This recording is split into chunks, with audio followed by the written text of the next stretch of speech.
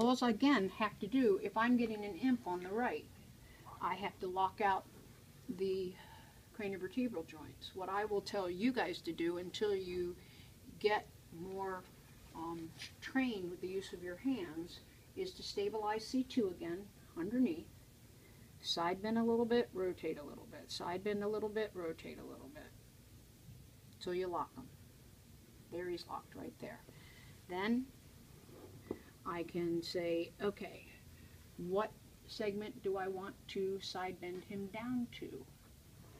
Okay, and I'll put my hand underneath of here on whatever bone, you know, let's say I'm, because you can use these techniques for pain, you know, after the, you know, pain at the barrier, pain at, I would say if that person has a painful joint, use your seated techniques. I really only use these techniques for painless hypomobilities. Would you agree with that, Michael? Completely. Yeah.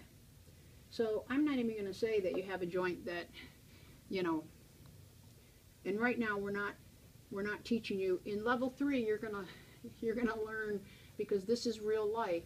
Well, what happens if you've got a instability at 5-6 into extension, and you've got C2, C3 on the same side that is fixated in flexion and needs to extend? Well, if I'm sitting here and I'm doing this thing, you don't think that C5, C6 is going to start barking at you? Of course it's going to. So you've got to learn how to use different types of locking to protect the joints.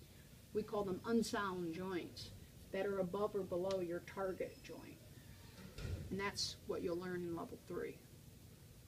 So right now, what I would tell you is if you've chosen to use a supine technique and for some reason your patient's pain is getting worse, switch and use your seated techniques.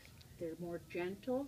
They're less likely to flare up an unsound joint above or below. Okay? But we just can't teach it all at once. You just can only take in so much information, and then you're just like, you know? So that's just the way it is. All right, so I locked him like that.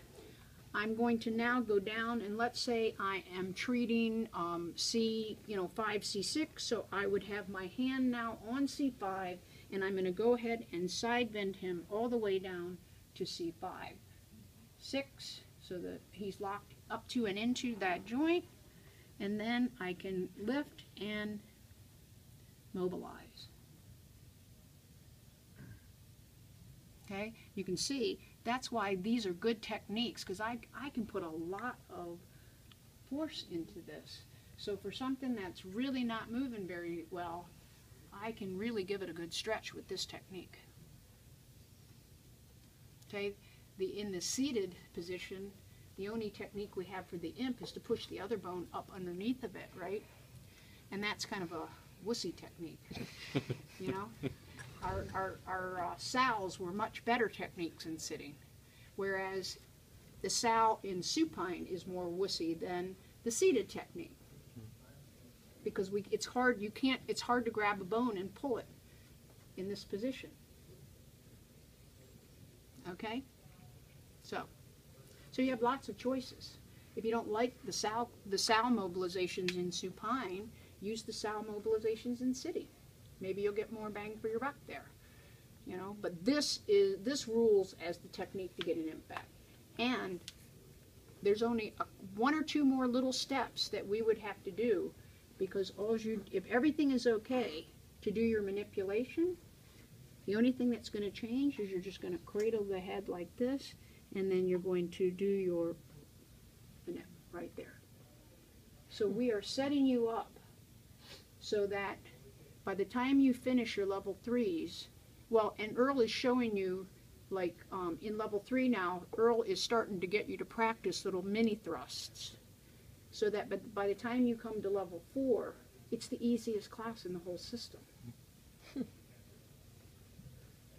And it's basically the class that you've just got to learn how to get your speed up, so that, and how to do your counter force correctly, so that when you go to do your thrust, you're actually getting the force where you